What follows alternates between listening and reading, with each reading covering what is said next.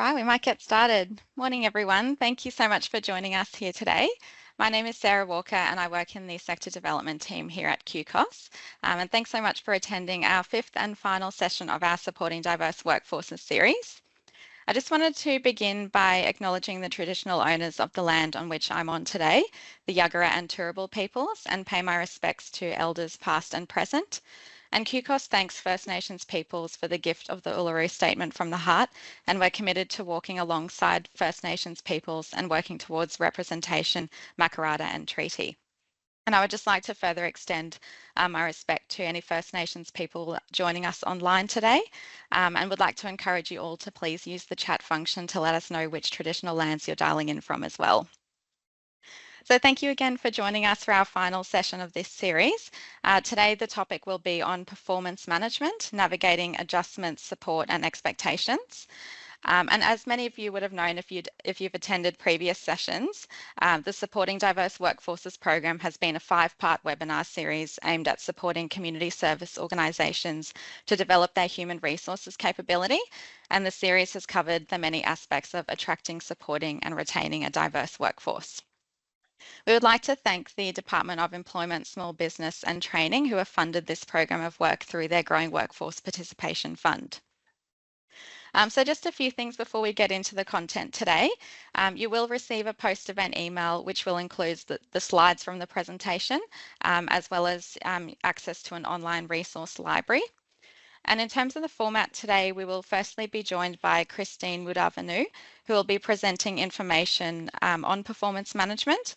And then in the second half of the session today, we'll be joined by panelists who will be sharing the various ways to approach performance management in a way that navigates culture, ability, and workplace expectations.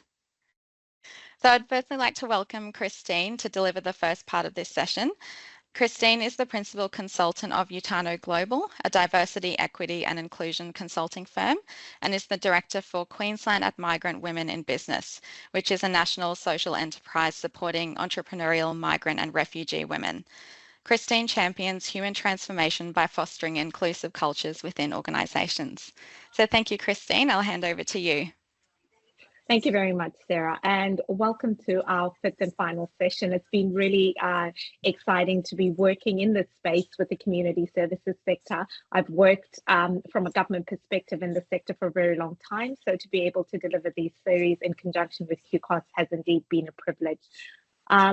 So basically, what we're going to go through today is really looking at performance management and the impact of bias on promotion. And a lot of us don't really consider how our biases impact our everyday decisions. And if you've been following all of the series that we've done previously, myself and my colleague Lisa, who is away today, we've really touched on bias and how bias really impacts in very subtle ways and the different types of biases and how they influence decisions that you make without even really realizing it. So we're going to talk about cultural differences and how performance bias really plays out in the workplace, team meetings, how giving feedback needs to be promoted more, and looking at your performance criteria. And reasonable adjustments is a topic that we've introduced all along throughout this series, but we'll touch it again in the context of performance management and the performance management framework. Next slide, please. Performance is more than just how we measure performance at the performance review meeting. It also includes the unspoken rules different people are expected to fulfill at work, as well as the cultural norms we have around acknowledging performance. I often say to people, when we employ people, we employ them largely for their skills, and we neglect to realize that you're employing a whole person, a person who comes with different ideas, different views, different biases that have impacted them up until the point that they have entered your place of employment. So as employers, it's really good to think really more broadly around what is the person bringing to the workplace? What are you bringing to the workplace yourself with regards to where you've come from, the different experiences that you've had, and how is that impacting you, particularly when you're in a managerial position and you are reviewing and you're reflecting on your team's performance and the teams that work in with yourselves. Next slide, Nina. So the first area we want to look at is how bias impacts promotion within the workplace. Next slide. Whether we want to acknowledge it or not, there is a huge impact that there are unspoken rules and cultural norms that have an impact on performance. This slide clearly shows you what the data says. And this slide is taken in from Lean In, a foundation that people may know that was set up by Sheryl Sandberg, who was the former COO of Facebook or Meta. So while this data is US-based and people in Australian organizations may feel it's not applicable to yourselves, it does paint a picture of how intersectionality does impact and how promotion is impacting people of different demographic groups. So we're looking at, if you look at the data, you're looking at the glass ceiling, which is often cited as the primary reason why more women don't reach senior leadership positions. The data also shows a different problem. Besides just the gender challenges that women face, women's biggest hurdle to advancement is the first critical step up from manager. A lot of women step away from the workforce when they go and have children, or women are still traditionally in that carer role function. So you find in terms of promotion, longevity in a position is usually considered, and sometimes because of the limitations of tenure, because life circumstances have changed, this is impacting women. And so what we're seeing in the data is for every 100 men promoted from entry level to manager, 87 women were promoted. And when you look at the intersectionality with women, particularly women of color, it's even, the statistics and the data gets even worse, where 73 women of color are promoted to manager for every 100 men. Next slide. Cultural differences. Different cultures have different expectations regarding authority, and for example, in my culture, in the African culture, you find that how you deal with authority and how you advance yourself and put yourself forward, you tend to not say too much. You're taught when you are a person that when you're in a room with people that are of authority, silence is a form of respect. Whereas in this society, being assertive and speaking up, that's how you get noticed, that's how you recognize. And a lot of those cultural biases really do impact on how you are perceived in terms of being ready for leadership positions. Asian cultures have similar challenges in that they want their work to speak for themselves, and they're not used to putting themselves up and putting themselves forward with regards to promotion and advancement to that next level. So different cultural expectations and consensus around decision making is important for managers to consider in terms of time, work ethic, child raising beliefs, and so on. For example, if you're working past your finishing time, in Denmark, for example, you asked if you're having time management difficulties. It could just have been done. It could just be done in a smaller window of time. Whereas in Australia, if you're leaving an accounting firm or a law firm at 5 p.m., eyebrows may be raised and comments may be made about your commitment to the work and to you getting advanced. That is a legacy of the type of industry, and usually that impacts people's perceptions around who is committed to the job, who is committed to going that step further, because it's seen that the ones that work longer hours are the ones who are looking to advance in that space. Next slide, Nina, please.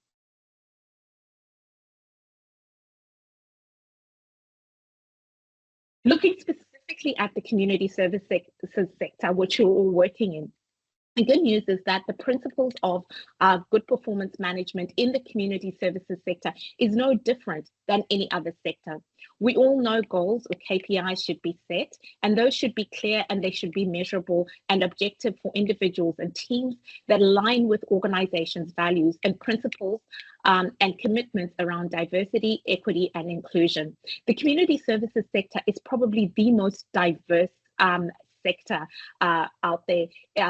and it's also the sector that has got a lot of championing for diversity and inclusion. But we tend to find that that championing is really quite externally focused. And we touched on this in earlier sessions where we said the community services sector is really got very strong advocacy principles for your clients, for the communities that you serve. So channeling a lot of those advocacies inwards and looking at your staff is a core it's a core principle that the sector could really benefit from embracing more, because you already know how to do this and you're already doing it exceptionally well for the clients that you serve. So therefore, there's really no point of setting up KPIs or goals if you don't know how you're performing in relation to them. So having a baseline as an organization and really understanding this is where we are and this is where we want to get to, and having measurable and realistic incremental steps along the way will help you to really analyze where you are and where it is you want to get to. We're probably all shooting hoops with basketball before. We had done a similar activity. So if you think about it, the more you practice and the more you set realistic goals and the more you get you achieve those goals, the more likely you are to make adjustments to keep moving forward and not get frustrated. The other challenge that you find is when people start on the journey of setting really those diversity, equity, and inclusion KPIs, they set KPIs that are so unrealistic that they get frustrated when they don't when they don't achieve them and don't see meaningful increments. So it's important to have really good point in time markers and keep checking in that you are advancing. Otherwise, it may become a pointless exercise and managers may start to get frustrated. And we all know how that feels. If you're not getting that that really timely feedback, you don't know whether you're doing a good job or not. And it seems like that goal that you're trying to get to is so far that you end up giving up. And we really want to have that data-driven decision making. And you really want to start and actively collecting that data within your organization. Next slide, please. So performance biases, next slide. We all hold ingrained cultural biases, whether we choose to acknowledge them or not. Who is strong, who is weak, is largely based on what our perception of what those words mean for us. And some of that is ingrained from as early as childhood, the environments that we were raised in, the environments that we have been exposed to, the work cultures that we are working in. Who is good at estimating distances, reading maps, will be good at dealing with tears or emotional stuff. A lot of the work that is done in the community services sector, people see that as an extension of traditionally it used to be seen as an extension of carer responsibilities. And if you look at the demographic profile of at least the worker population, it is very gender biased and it is really skewed to that female population. So then there tends to be a lot of assumptions about women in the workforce, about when they're going to break and want to have children. There's also assumptions about people with a disability with regards to their capacity to do certain types of jobs without necessarily doing the investigations or talking to people and actually finding out and getting the data on what adjustments you need to make in order for the sort of work that people with a disability are capable of performing. These assumptions are harmful to everybody in the workplace. Bias and discrimination disadvantages everybody and perpetuates underrepresented groups from not advancing in the hiring process, promotion, performance evaluations, and can result in lowering salary and negative salary negotiations and salary outcomes. So while our topic today is performance management, every interaction we have at work is an opportunity for bias to creep in, which will ultimately have an impact on performance management. We'll focus on a few of these areas: team meetings, giving feedback, performance criteria, and the actual promotion decision itself. Next slide.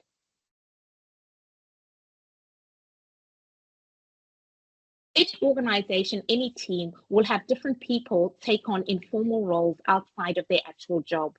Very few job descriptions include tasks such as organizing birthday meetings, morning teas, being the manager, staff to go when there is a problem. There are a few more examples that you can see on the screen there. Yet we all find out that all of these unspoken expectations, also referred to as office housework or non-promotional work, are essential to the well-being of any team and are typically performed by women. And because they're not included in any formal description, they're not recognized and rewarded. Similar to housework at home, that's not recognized and rewarded, even though that is work that is around the clock, that is not remunerated or recognized in some societies as making a valuable contribution to the home front. Perversely, though, when women choose not to do these tasks, they're actually penalized for it.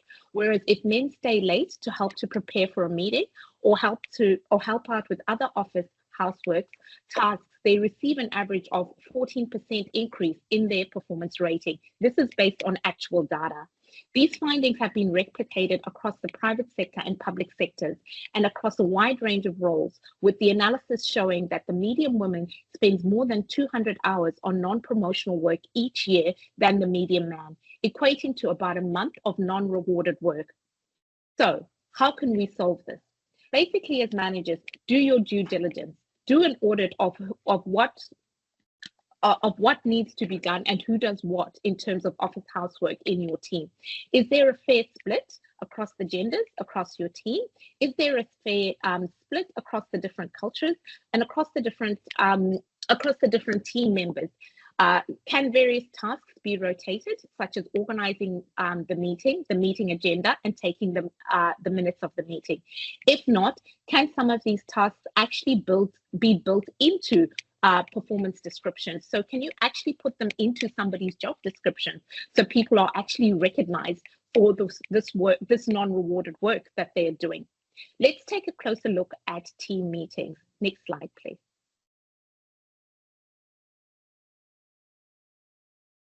It's important to check the dynamics in your team meetings. The first thing to take note of is who actually at the meeting, and more significantly, who is not represented. Now, when we're looking at leadership across the community services sector, we know that inherently the leadership does not reflect necessarily the worker population or the client base that is being served. So you find that there's a lot of underrepresented or non-represented groups in the team meetings, and their voices are not being heard. Take note of who also is not speaking the most, who is constantly cowering and keeping quiet, who is interrupting others, and who is being interrupted, who is constantly taking the minutes or being asked to organize any social event. Is there a gender or racial split on these chores? Do more or different voices need to be heard? Women are 3 times more likely to be interrupted than men in meetings, and their ideas are often appropriated by others. And what I mean by that is that you'll find that in a meeting as a woman, and I've experienced this myself, even in quite senior leadership positions, where you will say something and then a man will repeat exactly the same thing that you've said, and that will be listened to, and what you said before will be ignored, even though it was the same thing.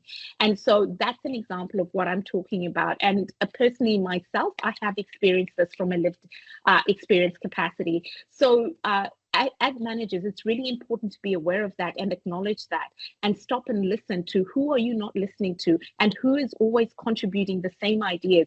Are they actually their ideas, or are they ideas that somebody else has said and they have just reworded them and people have chosen to hear them at that point in time?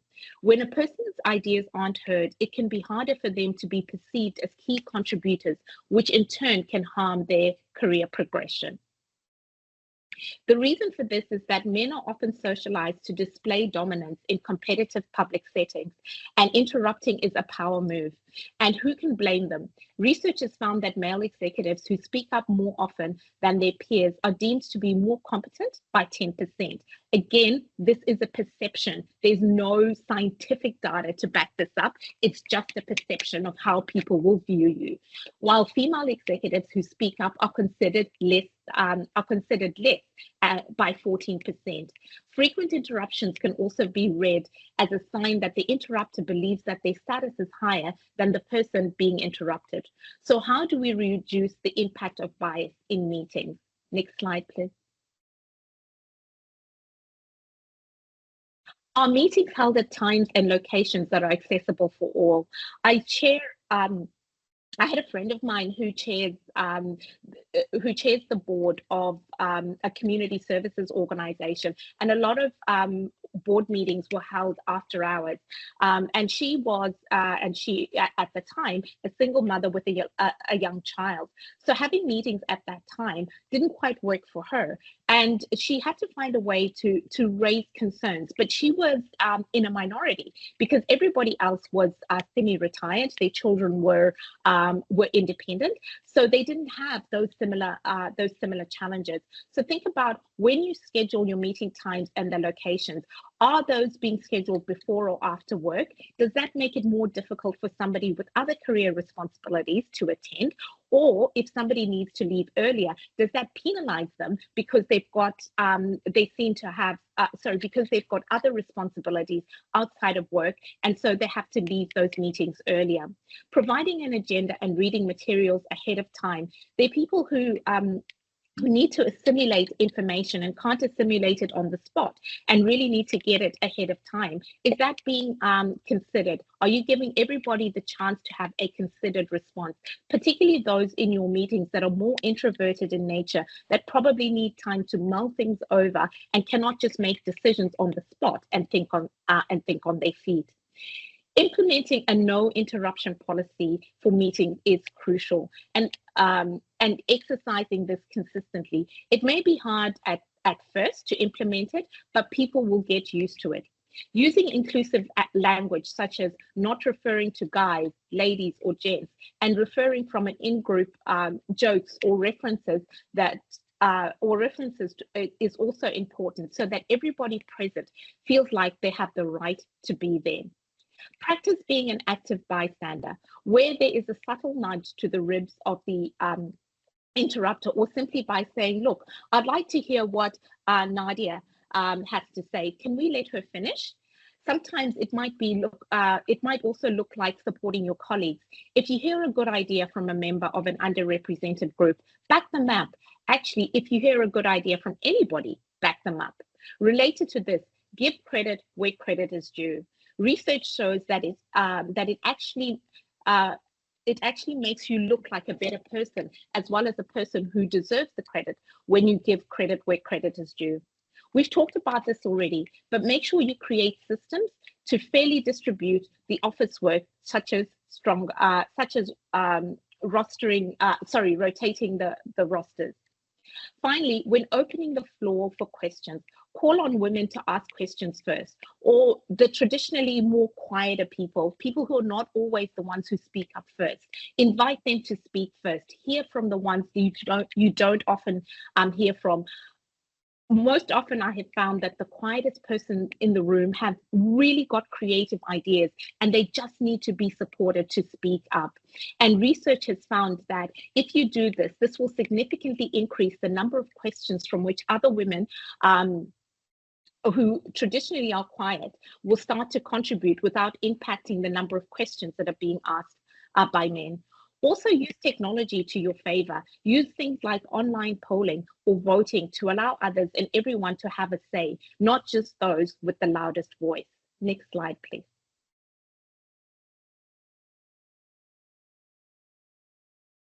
Written feedback is always really, really critical to give when you can.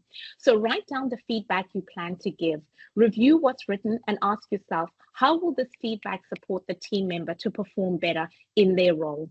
If it's not specific, if it's not clearly tied to the business objective, if it focuses on communication style, then have another go at crafting your message before you deliver it. Try not to evaluate people based on stereotypes. And because of some of the strong biases that some of us may have, and particularly if you're not aware of those biases, we do tend to evaluate people based on our stereotype. We tend to be more inclined to want to associate with people that we have an affinity and a greater affinity to, and that can affect the quality of the feedback that we give directly, and that can impact a person's promotion readiness. Next slide, please. When review time rolls around for you as managers, we need to find that the performance review forms that we need to complete. We assume that these forms and this process helps to reinforce that our people's decisions are objective and are based on merit. Remember, the forms that you're using have also been designed by humans who inherently have biases. So ensure that your processes and your forms are being kept up to date, and that you are actually reviewing them to see that there is no inherent bias that's entrenched and built into your performance systems. Because some of the open-ended and fairly general questions that go along with performance reviews may not necessarily apply to the organization, or may not necessarily apply to the individual that you are reviewing in the organization, because they can be so general in nature. They may not apply to a particular function, but what you find a lot of the times is that generic performance reviews are being used to apply at every level and at every function within an organization, regardless. This using free text options allows people within organizations to have unconscious bias creep in. Try to standardize certain questions within your performance reviews so that you're also measuring apples with apples. The more you're leaving it to managers to exercise their subjectivity and having less objectivity, the more inclined you are to have bias creep into your performance management framework. Researchers have also found time and time again that women and people of color are held to a higher standard of performance. And when performance criteria are unclear, evaluators shift the criteria around to favor the male applicant over the female one. Further, we tend to hire or promote women based on past performance, or hire women based on past or future potential. Many managers also admit that they start writing their evaluation before firstly reviewing employees' goals, which allows for biases such as affinity bias or the halo effect to influence their outcome. Outside of formal performance reviews, contributions made by different people are often perceived very differently. Both women and men more readily associate men with leadership. This bias is so strong that when women work on teams, their contributions are often attributed to the team as a whole. In contrast, when men work on teams, they are more likely to be seen as taking a leadership role. In fact, women are twice as likely as men to be mistaken for someone much more junior, and this is more pronounced for women of color. The reason for this is that researchers believe societal pressures continue to contribute to gender differences in personality traits, with more women tending to be more cooperative, nurturing, and communal in nature, whereas as men tend to be more assertive and dominant. Therefore, men are more likely during group discussions to voice their opinions and participate in discussions, which is then perceived as leader-like behavior. Again, we have strong stereotypical perceptions around what a good leader looks like. The loudest person in the room, the one who's constantly interrupting, that's not necessarily a sign of good leadership. But unfortunately, that is what usually influences the criteria for promotion within organization. However, we have found that organizations that tend to show sensitivity and concern for others tend to have greater promotion of more diverse of women and people of more diverse background and underrepresented backgrounds getting more representation in those leadership positions. So how do we reduce the impact of our own biases when using performance criteria? Just like you would like for recruitment decisions, define clear requirements for the role and evaluate your team members based on this. It's important that the development of goals and KPIs is a collaborative process between the manager and the employee and is agreed to at the beginning so that the measures being used are not a surprise to the employee. The process of creating the goal and the KPI should clarify the role and expectations. Creating a scoring guide using a quantitative rating such as a 5-point scale with concrete anchors will reduce the likelihood of bias occurring when compared to using an open-ended question. Next slide, please. Crafting more specific prompts to address in performance evaluation documentation will also help to reduce bias. For example, provide 3 specific measurable outcomes to describe how the employee's performance met expectations. Finally, don't complete your performance reviews in isolation to each other. Get into the habit of rereading all your reviews to identify if you're being more favorable to some employees over others. If you're in doubt, ask for a peer review. Lastly, ensure your employees have an opportunity to review their performance, particularly in the context of an annual review. Having both employees and supervisors provide reflections through a structured process helps to provide a well-rounded view and provides a space for the employees to identify things they need more support with, as well as highlighting things they've done well that the manager may have missed or may just not be aware of. Next slide, please. So it's no surprise that when it comes to making promotion decisions, there's a strong performance bias against women, people of color, and other represented groups such as people with a disability, neurodivergent people, people who tend to be a little bit quieter, younger people. As we saw in one of the very first slides, for every 100 men promoted from entry-level manager, only 87 white women or 73 women of color were promoted in a similar position. Next slide. As we talked about promotion, it is inextricably linked to performance and feedback. Make sure everyone in the team and the broader department has the opportunity to grow and be recognized by giving all team members a stretch assignment to get them ready for the next role. Ensure there are clear and specific evaluation criteria established before the review process even begins. Offering bias training for evaluation managers. Provide reminders of how to mitigate unconscious bias before performance reviews and season commences. Hold senior managers accountable for progress on diversity goals metrics by having these KPIs intrinsically tied to their performance reviews and financial link to performance. Using formal mentorship or sponsorship programs for employees from underrepresented groups. Now, this can be a challenge in getting to understand how, if your leadership team is underrepresented of the groups that are in the workforce, what are you actively doing in order for you to ensure that you're getting even external mentorship for those underrepresented group? You may need to get a little bit more imaginative and a little bit more creative as to how you can get cultural mentorship into your programs rather than the traditional mentorship that you may be using if you're not tracking with your KPIs that you have identified for yourself with regards to promotional goals for underrepresented groups. Track your hiring outcomes and track the differences in promotion rates for different diversity groups and see what the data within your organization starts to tell you. Well, let us look now at what other supports can be provided by organization. Next slide, please.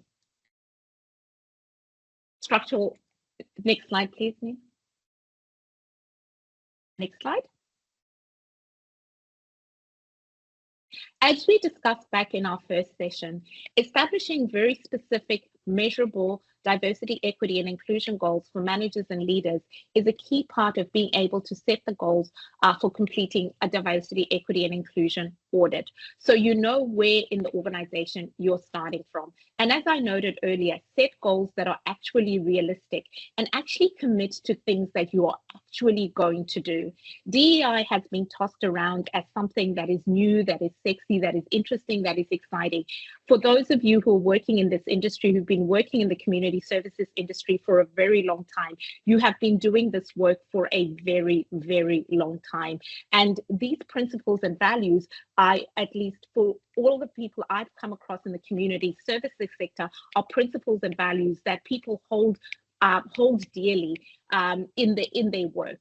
But actually putting it down and having a regular diversity, equity, and inclusion audit and tying it to the strategic direction of the organization and the strategic priorities, and actually putting money behind it, will keep you informed of your current state and will also keep you informed of how you are progressing as a workplace, and also identify areas where you actually need to do more. So your investments are not arbitrary pie in the sky. They actually start to be data driven from the data that you are actively collecting within your organization. Next slide, please. Role models and mentors are really, really important. I personally have, for my career to have grown in this industry as an African woman who migrated to Australia over 15 years ago, role models and mentors have played a crucial role in how I have advanced in my career. So having said that, we need to ensure that within organizations, we create frameworks that help us to simplify the process, because often it can be really complex, particularly for people who maybe have not worked in the sector before, who have different ideas of what a workplace looks like, or even different ideas of what an environment looks like, because they come from somewhere else and have different lived experiences. Role models and mentors form an incredibly important part of what is possible. It's very difficult to be what you cannot see. So typically you want to ensure that within your organization, when you are promoting from underrepresented groups, you're wanting to see the workforce starting to see themselves reflected in leadership. Because if they cannot see certain progressions within different demographics, it can be a little bit disheartening in that space. So you want to make sure that even when you're looking at your website, who is represented on your board, who is coming in to guest lecture, who is coming in to actually speak to certain demographics whose needs may have not been spoken to in the past and whose voices may not have been heard. Use key tools like reverse mentoring. What reverse mentoring is where you take underrepresented groups who are not represented at an executive leadership level, and they actually mentor the executive leaders around how they can better support those underrepresented groups to meet the goals that they would like to achieve and to step up for promotional opportunities. Next slide, Dina. We've talked a lot about reasonable accommodations over the last few sessions. We're all individuals and we all look at work differently, and how we perform can vary from a day-to-day basis as well. What are inherent requirements of the job versus, what are the needs to have versus the nice to have? Many reasonable accommodations are pretty small tweaks that remove barriers for people and make it possible for them to perform at their best. Here are a few examples that we've put on this slide here. Provide a flexible dress code. I think COVID really helped to reduce a lot of barriers around perceptions of, dress code, around perceptions of places of work, around perceptions around work and where work can be done. Having fixed desk locations and free from distractions for people who struggle with distractions and really need spaces where they can concentrate. Screen readers, providing supervision that provides the best support to an individual. To do that, you actually need to ask people and talk to them, and not just leave it to the generic framework that you may already have. Simple things like noise cancelling headphones, adjustable lights, providing agendas ahead of meetings, providing clear instructions. All of these things are reasonable adjustments that can be made within an organization without too much capital outlay, and they can make a huge difference to how a person performs within their role and within the workplace. Next slide, please. The last concept I want to look at is how to integrate diversity, equity, and inclusion into your performance management framework. The framework that I want to look at is adapted from Brené Brown, Dare to Lead principles, and it's called the Braving framework. With the Braving framework, this is about creating a safe space that allows people to be honest about how diversity, equity, and inclusion conversations are actually progressing within your conversations. You cannot change what you choose to, what you do not acknowledge. So what you want to try and do in your workplace is to encourage open conversations.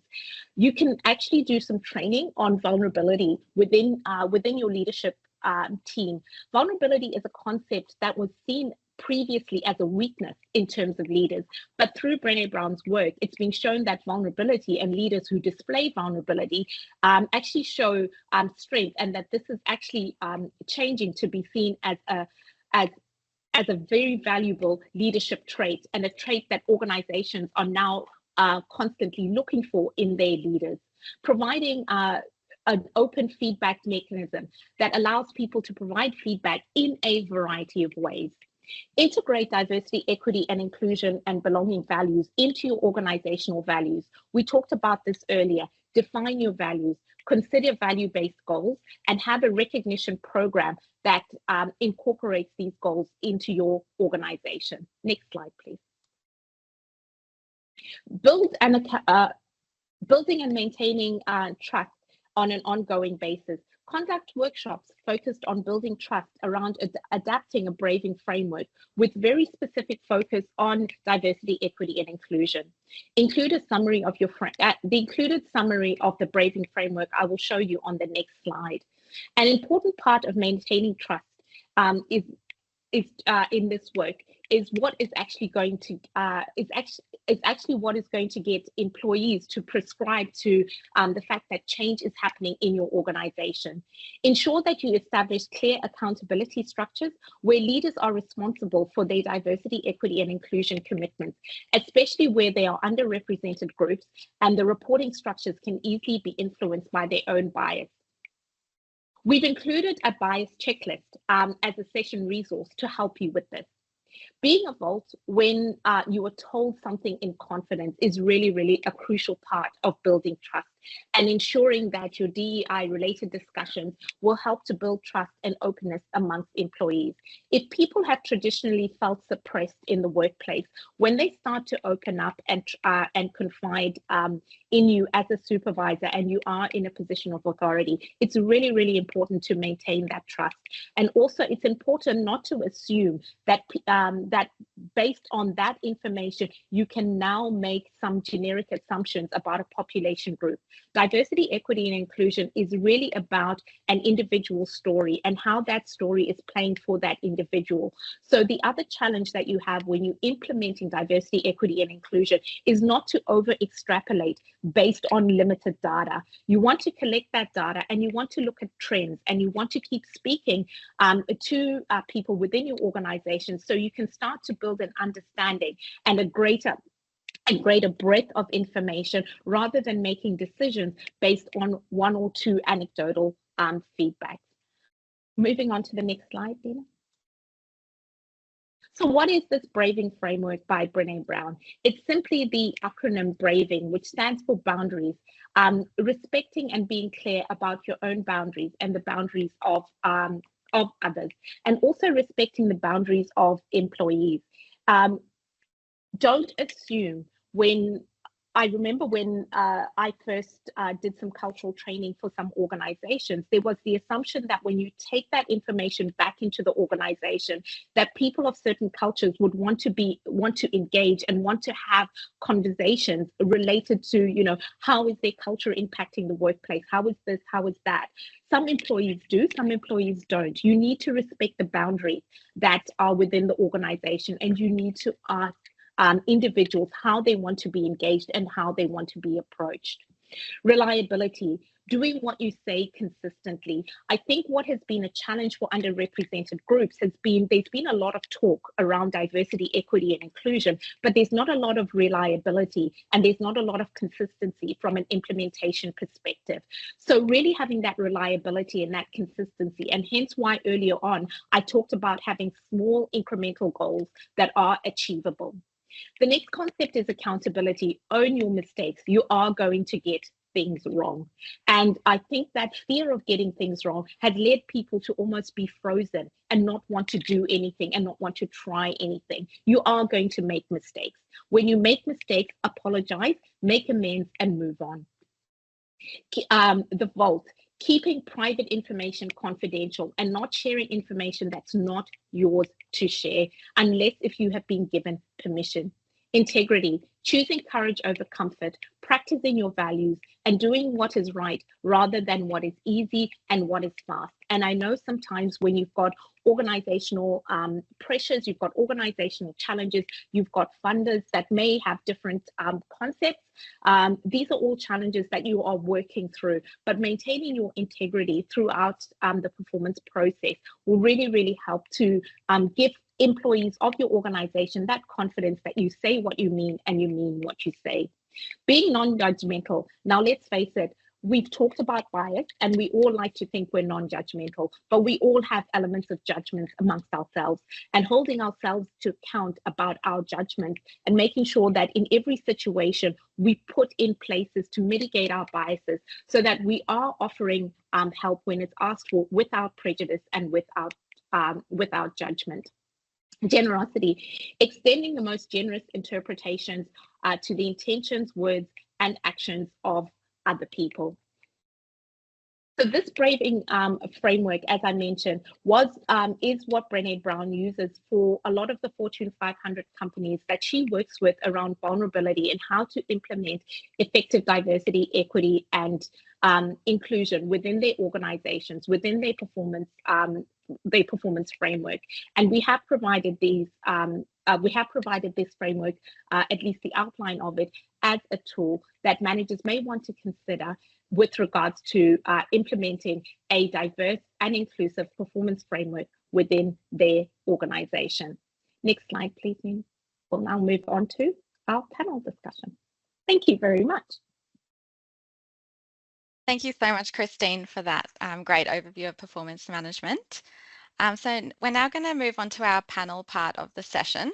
And today we're joined by 4 panelists. And I'll just give you a brief overview of each of the panelists we'll be hearing from today. So our first panelist is Jared Atkinson.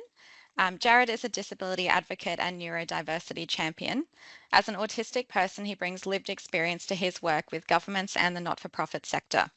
Through his work as a director at ARTD Consultants, Jared has led the development of multiple disability and inclusion action plans for local councils and leads evaluations of programs and policies to understand what works and to help clients better serve their communities.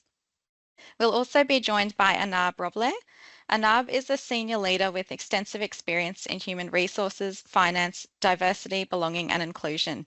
She has 21 years of public services experience and is currently the Manager of Diversity and Inclusion for the Victorian Department of Families, Fairness and Housing. Anab migrated to Australia from Somalia 25 years ago and spoke no English when she arrived, and a civil war prevented her from accessing education beyond grade 5. Anab enjoys revamping workplace cultures, driving diversity and inclusion initiatives, and is also a strong advocate on disability employment and has shared her lived experience in many forums. We'll also be joined by Jessica Taylor. Jessica is a proud Yuwalare woman hailing from the outback town of Lightning Ridge.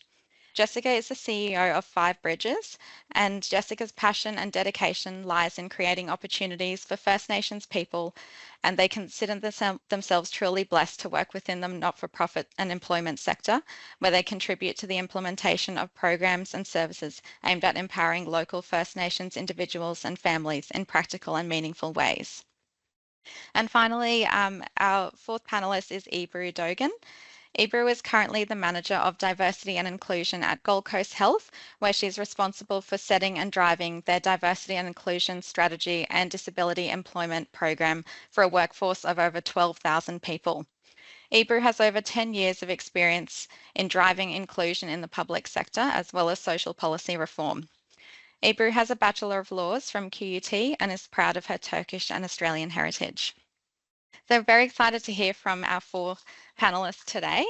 And Gerard, I think we're starting with you today. So our question that we have for you is around how can organizations create a holistic approach to performance management so that it's not a reactive process, but proactive instead?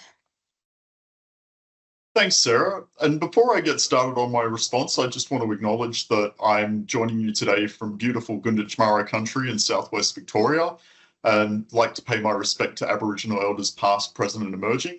And I also want to extend that respect to any Aboriginal, Torres Strait Islander, First Nations, Pacifica and Maori people who are joining us today. So the way that we approach performance management in ARTD is very similar to the way that I approach client management as a consultant, which is to say, no surprises. Our performance management approach starts from day one of somebody joining the company, and even before then through the interview process where we're trying to get an understanding of how that person thinks and what their values are and how they express their values in the workplace, so that we can understand not just how best to work with them, but how we can support them to do their very best and pursue the goals that they want to pursue as an employee. So that's very high level, but what it means in practice is from day one, we're talking about identifying what are the things that you need to have in place to enable you to do your best work, whether that's physical accessible supports, or as we heard from Christine earlier, many of these are things like having agendas before meetings, having good lists of action items post meetings. In fact, we use these discussions as an opportunity to identify ways that we can improve how we work for everyone and implement best practices in areas like project management. So it's a learning exercise for the company that also benefits that staff member. Another element of that conversation is talking about things like communication styles and preferences. And everyone in our company has a page where they can talk about the ways that they work and their particular communication styles. And that also extends to what's in their email signatures. So I'm a great example of that. I'm an autistic person. I don't deal well with phone calls. And you'll see on my email signature that there's no phone number. And it just says, you can't call me without arranging with me first. But I also have worked with staff to make it easy so that people can contact me as they need, and that they know that they can get in touch with me through internal messaging, or for external clients, there's a beautiful link at the bottom of my signature that says, book a meeting time.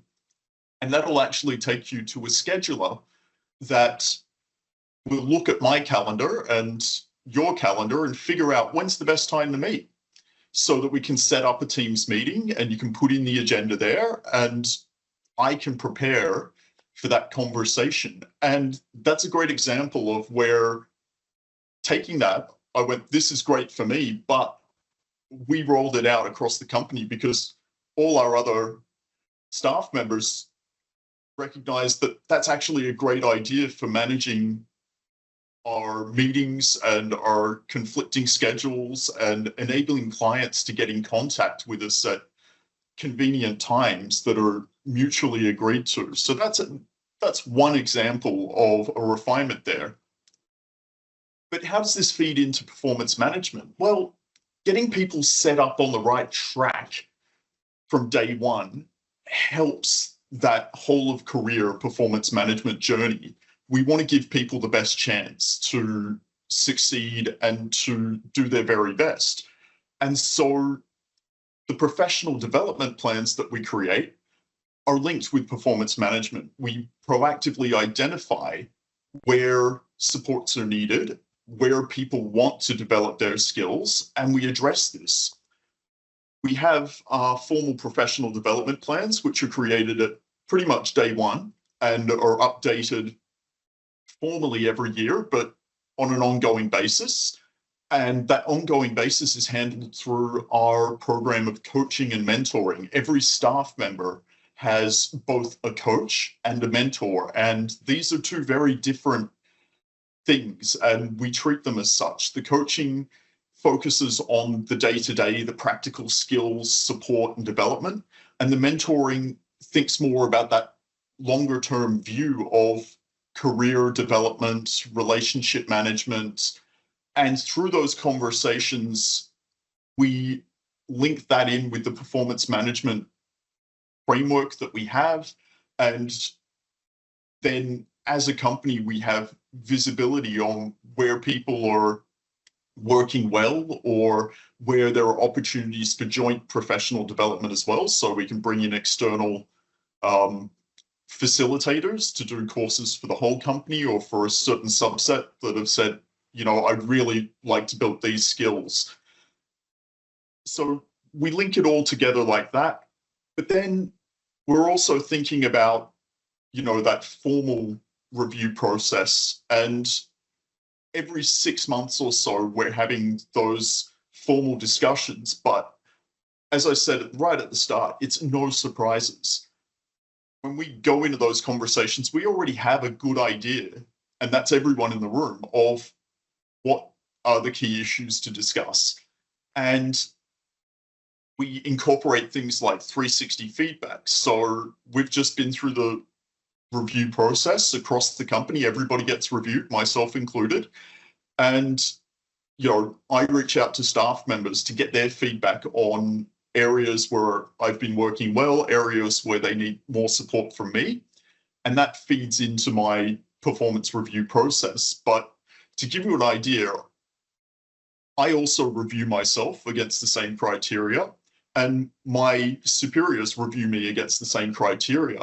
And having done that for a whole group of staff that I manage in the past couple of months, there wasn't an instance where it diverged between who was saying it. We were all already on the same page because we'd been having these conversations day in, day out. What that means is that when we get to that formal review discussion, nothing's really a surprise there. We've already had the conversations. We're really just looking at formalizing that and saying, okay, let's look at what needs to be done moving on from there to best support that employee and to best, you know, engage everyone in supporting each other to do their best. I'll finish out by saying that, you know, having set out all those points and all those systems that we have in place, we're not perfect. We don't always get it right. And sometimes we do miss points of feedback and things don't quite align. We're all on a learning journey with each staff member and with each client that we have. We look at the relationships with them as well and do the reflection on what's working well or not with our clients and how can we improve that. We need to be open to self-reflection, and I would encourage your organizations to take that mindset as well, that you need to be able to reflect on your performance as a group and say, how can we improve things, not just at an individual level, but across the whole cohort of ourselves as an organization and the stakeholders we serve. We address this as an example through reflective practice. So every couple of months, we'll get the company together and just have a session where we reflect on the work that we're doing. We bring problems that we might be having in particular projects and sort of get the brains trust of people to think about how might we approach this. And that's part of our learning and development program. So we've got it sort of formally enshrined in the way that we work. And so we really work hard to make ourselves a learning organization and to continually evolve as our workforce evolves, as our client evolves, and as our knowledge and understanding evolves. So I think that covers it off. And I guess I'll hand it back to Sarah to ask the next question to the next panelist. Thanks, everyone. Thanks so much, Jared. That was a really fantastic overview. And I really like a lot of things you said, around the no surprises approach, and setting up people for success from day one is super important, and having those conversations about how people work and their communication style, and all those different elements are really important for the whole performance management process. Thank you so much. Jessica, we'll move on to you next. And our question for you is around how can organisations incorporate cultural sensitivity and understanding into their performance management processes to better support and empower First Nations people in the workplace? Thanks, Sarah. So first off, before I begin, I'd like to acknowledge the traditional custodians of the land of which I'm coming from today, the Gubbi Gubbi, Kabi Kabi and Jinnaburra people here on the beautiful Sunshine Coast. I'd like to pay respect to their elders, past, present and emerging, and also just extend that acknowledgement and respect to any other First Nations brothers and sisters who might be online with us today. So thank you for giving me the opportunity to share some insights on how organisations can incorporate cultural sensitivity and understanding into their performance management practices. So where I'd like to start, I'd like to present 5 key strategies that can be implemented to create a more inclusive and respective environment throughout the performance management process. So one thing that we've done internally, which we have found is absolutely incredible, is to have an elder in residence on staff. So elders bring invaluable cultural knowledge and can provide, provide cultural guidance on culturally appropriate practices. Their presence really helps to bridge cultural gaps and ensures that performance management processes respect and integrate First Nations perspectives. Having an elder in residence also offers mentoring opportunities for both First Nations employees and your non-Indigenous staff, fostering a culturally aware workplace environment. This role is crucial in advising on workplace culture, conflict resolution, and cultural education, enhancing the overall workplace environment. Another essential step is investing in training managers and senior leadership team members in cultural competency. I know this seems like a no-brainer, but unfortunately, a lot of people don't take the time to understand this. So the training should cover history, values, and practices of First Nations Australians, and also understanding that each community has a different set of history and protocols. So you really need to be aware and understanding of the community that you're working in to ensure that you're engaging respectfully. So culturally aware managers can have more meaningful and respectful performance management conversations, and it creates a more inclusive and supportive workplace. And just remember, cultural competency training is an ongoing process. You need to continually build awareness and understanding, helping leaders develop the skills needed to support First Nations employees effectively. Creating a supportive network within the organisation is also crucial. This could involve establishing dedicated roles or teams focused on inclusion and support for First Nations employees. The roles ensure that performance management processes are inclusive and are tailored to address the specific needs and aspirations of your First Nations employees. A supportive role focusing on First Nations employment and retention. This network provides a safe space for First Nations employees to share their experiences and seek support while serving as a resource for managers and leaders. And understanding, if you are a manager and leader, you're not expected to know everything. If you have questions, reach out. Find those networks, find those supports, engage with your local traditional custodians and Indigenous organisations within the area. They are more than happy to help and empower and educate to ensure that you are doing right by your First Nations employees. So integrating cultural considerations into performance management frameworks is another vital strategy. This includes setting culturally relevant performance goals. So recognising that community involvement and cultural contributions as part of performance evaluations, and also allowing the flexibility for cultural leave and participation in community events. This is really important. Coming into July, we actually have NAIDOC. So one thing that we do internally is allow our team members to have time off during NAIDOC week to attend any events within their community that they feel like they would like to. This is extremely important in, I suppose, having that respectful relationship with your First Nations employees and being appreciative of their culture and some of the community contributions that they have to play within their own communities. By recognising and valuing these unique contributions of First Nations employees, we can create a more inclusive and supportive environment. Like I said, fostering a sense of belonging and respect essential just for employee engagement and retention. Encouraging open and ongoing communication between employees and management is another essential. Regular check-ins and feedback sessions. You've got to allow your First Nations employees to voice their concerns and suggestions, and also ensuring that that's creating a safe space for those discussions. Confidentiality, understanding when individuals talk to you about certain things, especially personal stuff in regards to what's going on in their life, allowing them to have that safe space to express those. This helps to build trust and ensures that performance management is a collaborative and continuous process rather than a reactive one. No surprises. I think we've already touched on that previously with Gerard, so ensuring there's no surprises. Open dialogue really helps to build strong relationships, identify and address issues early on, and ensure that employees receive the support they need to succeed. In saying that, set and manage expectations immediately from the first day, allowing individuals to know what's expected of them and allowing them to have that open process in communicating with your managers and leaders so they feel like they're hitting the mark. So I suppose in conclusion, incorporating cultural sensitivity and understanding into performance management practices is essential for creating a more inclusive and respectful workplace for First Nations Australians. By implementing some of these strategies, organisations can support and empower their First Nations employees, fostering a more positive and productive work environment for all. And that's it for me. Sorry guys, I talk really quick when I'm nervous, so I've probably gone ahead of time, but...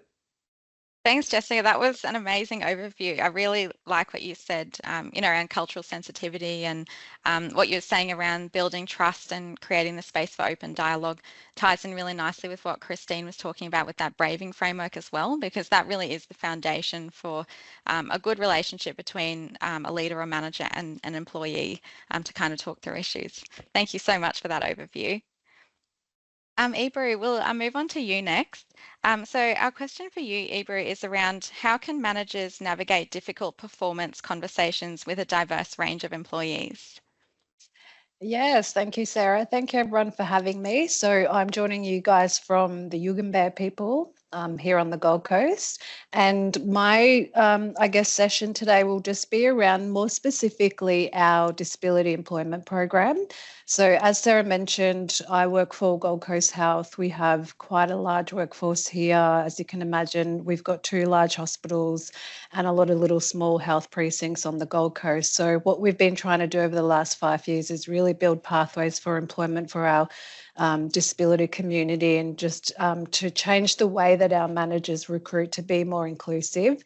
We implemented a program called Distinct Pathways about 4 years ago now, and since then we've employed about 60 people through that program who have come through the program initially on a 6-month basis, but then gone on to stay within the health service. So the retention rate's been really good.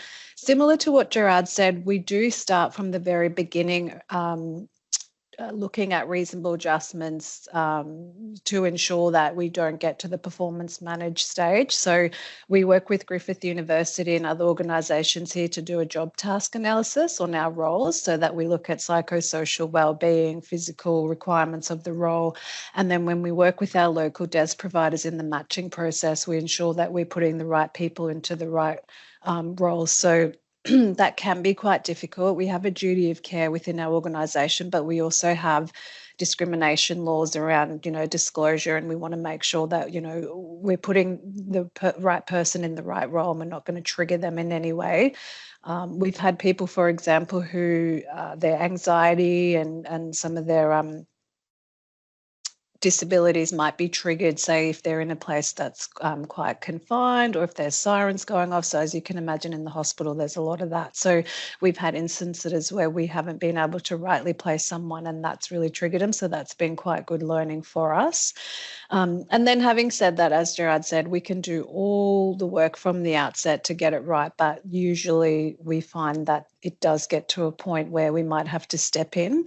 So what I would say to organisations is, from experience, to really ensure that you have HR, or, you know, if you do have a health equity team or an inclusion team, to really support you along the way.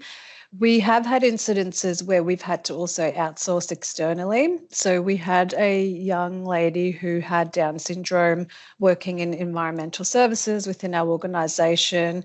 It got to a point where there were some performance issues. So management contacted my team. Obviously, we're not experts in these very specific disabilities, so we outsource and go to the experts in our community and invite them to come along, with the employee's permission, of course.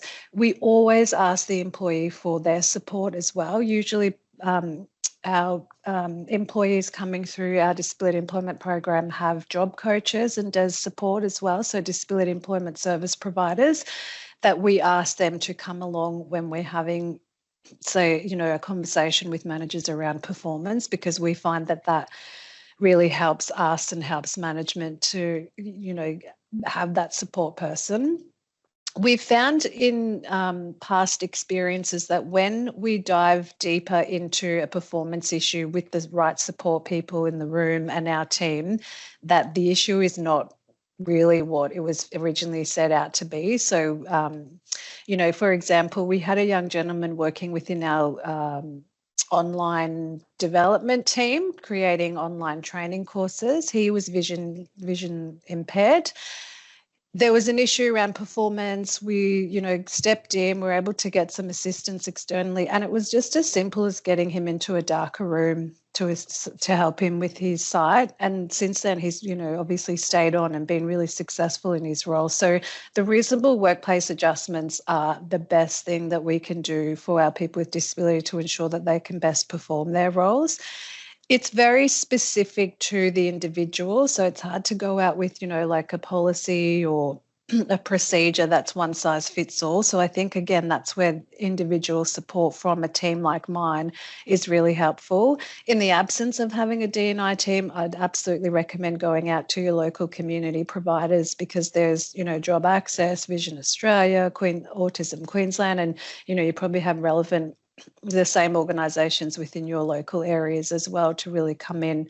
But like I said, most of the people coming through our program also have their support through their DES providers, even family. You know, as I said, when we had the incident with the young girl in environmental services, she had her mum come in with her and really be her support person. And that really helped everyone, where we were able to explain to her the severity of, you know, the incident that had happened, and, you know, through support for her through her job coach and her mum, the performance was really changed and, you know, turned around. So she's still an employee here at Gold Coast South. So I think really, in terms of managing, for managers and leaders, the key is to think about from the outset any reasonable workplace adjustments that might assist that person, having open conversations with the employee and seeing, you know, if they have support people available, and then considering what you have locally within your community as well.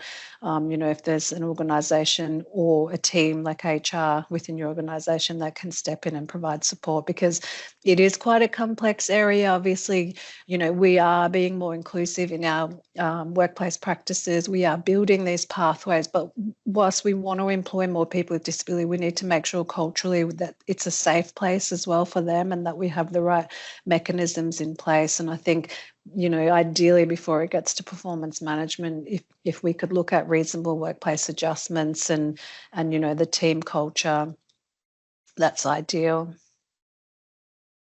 Thank you, Sarah. Thank you so much, Ibra. It was really helpful to hear those case studies and how you approach those situations.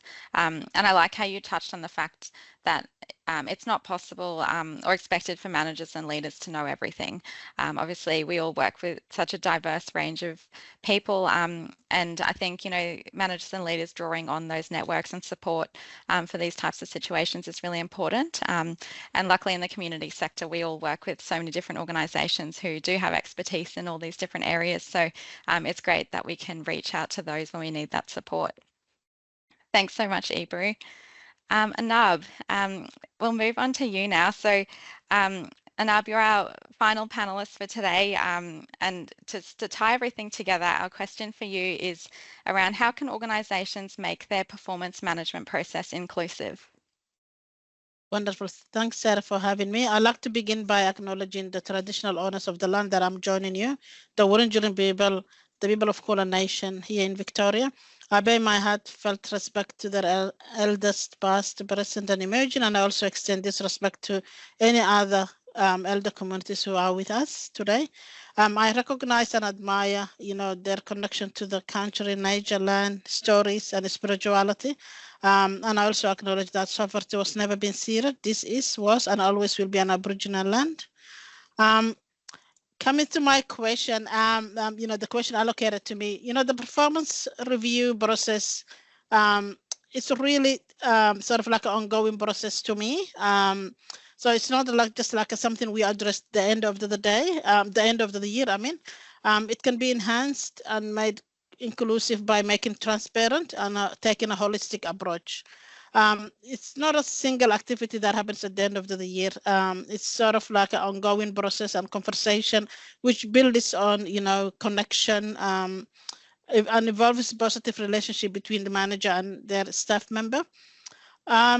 Managers can make, I think managers and leaders have a role to play in making inclusive for this process. It seems to have a negative connotation because the word, sometimes when you hear performance management, majority of you're thinking, oh, that person's not performing well, it needs to be performance managed. So the two, sometimes when poor performance have been addressed, it's used performance management. And so the two sometimes could have a negative, and also depending on the cultural background people came from, it tend to have a bit more on negative associated, sort of negative connotation.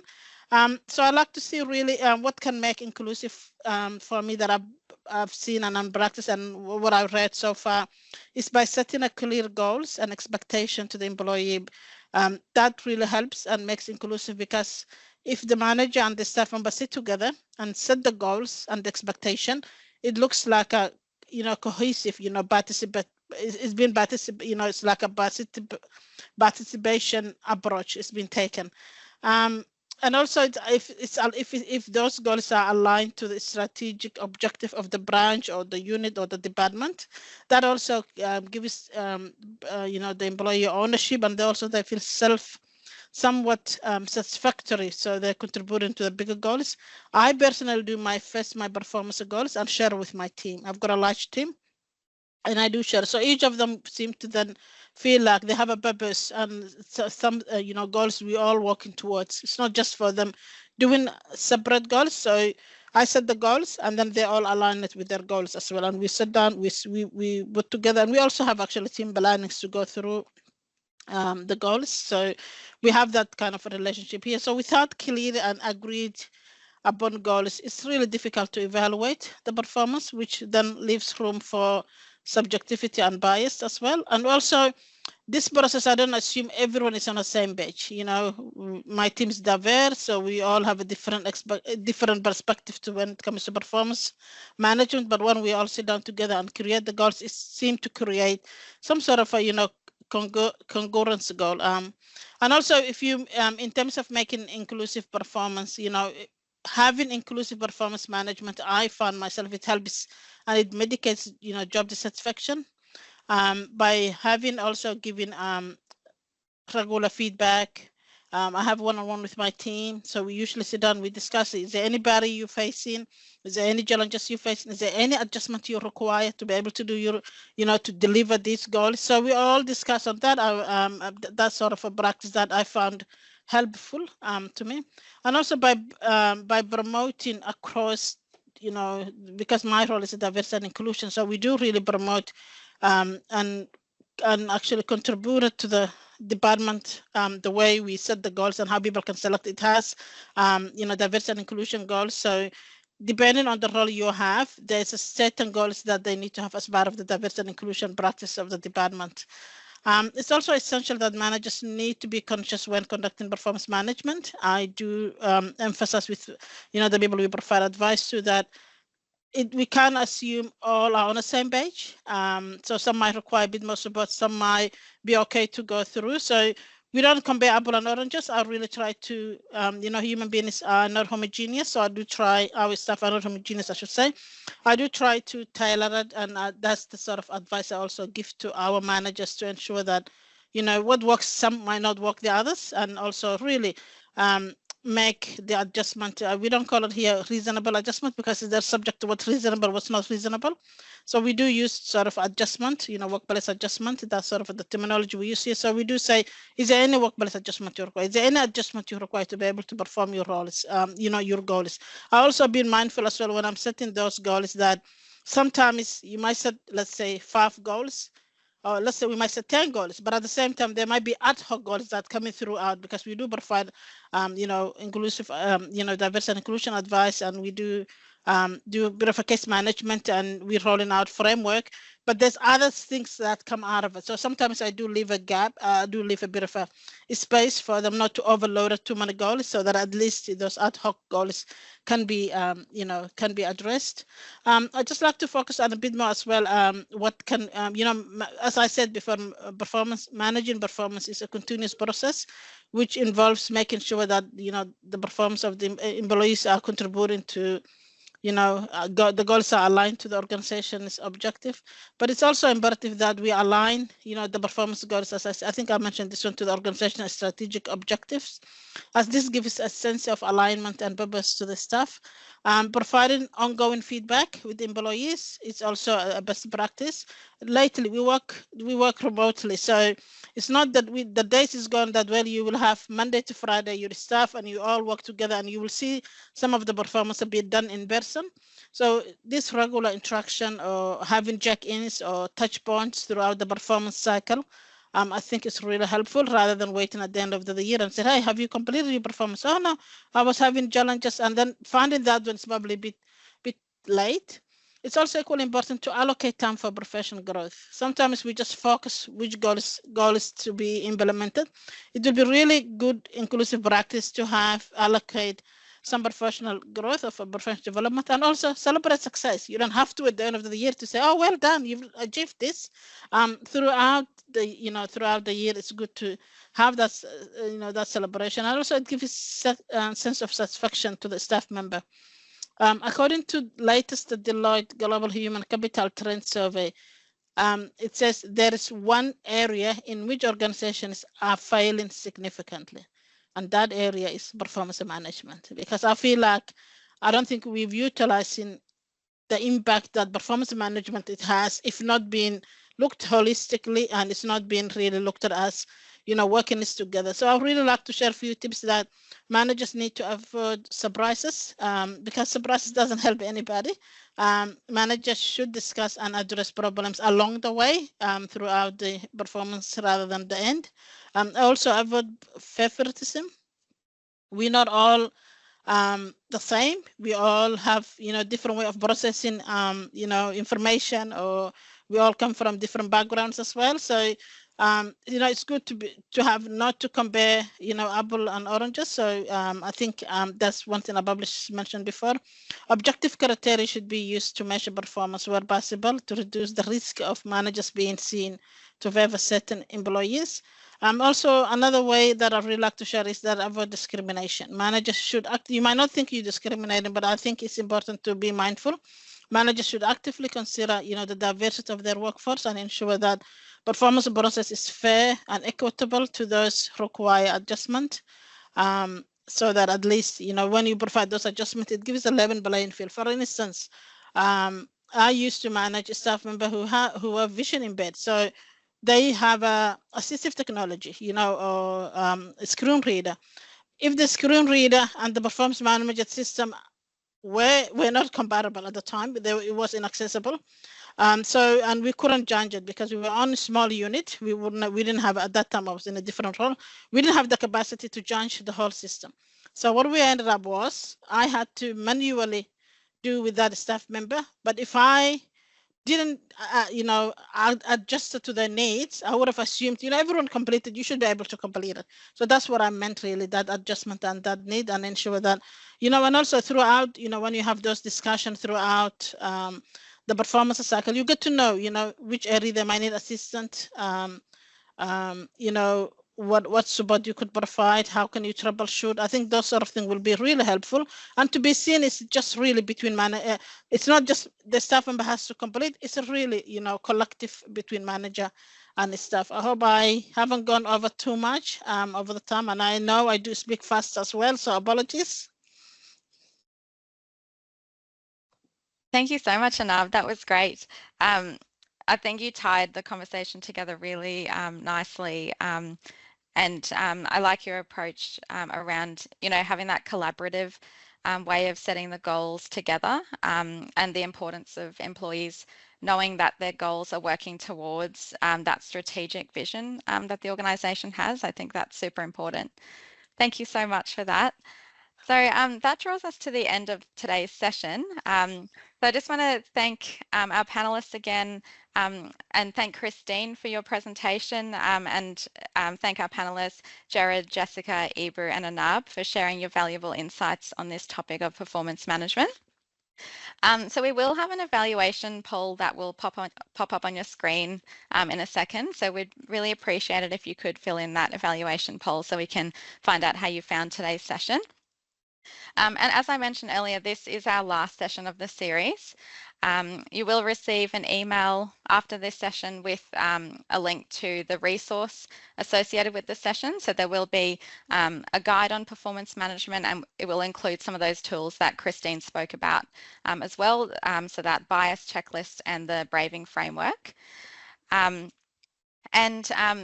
We'll also send you a link to the Supporting Diverse Workforces page, and that page includes all of the resources and session recordings from all the previous sessions as well. So if there were any that you missed, you can head on to that page and view all the resources on there.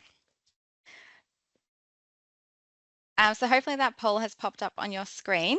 And yeah, just want to say thank you again, everyone, for attending. Really appreciate your attendance throughout the series. And thank you again to our panelists today, and Christine and Lisa for all your work throughout the series to support us in putting content together. It's been really wonderful, and we hope you've found it all useful. Sorry, my poll is might be just really slow loading, but it's got, oh yeah, there it is. Thank you, sorry. Oh, perfect. That's good that's popped up. Hopefully that's popped up for everyone else. It's just 3 questions, so it's should hopefully be quick for you all to fill out. And also, if you wanted to get in touch with us as well regarding the series, if there were any other topics of concern that pop up in your work, we'd love to hear about it, because it does help us consider what content to put together in future. So please get in touch. Yeah, you can get in touch with us via that post-event email, which you'll receive. So thank you again, everyone, for attending today. And thanks again to Christine and all our panelists. And I hope you all have a wonderful rest of the day.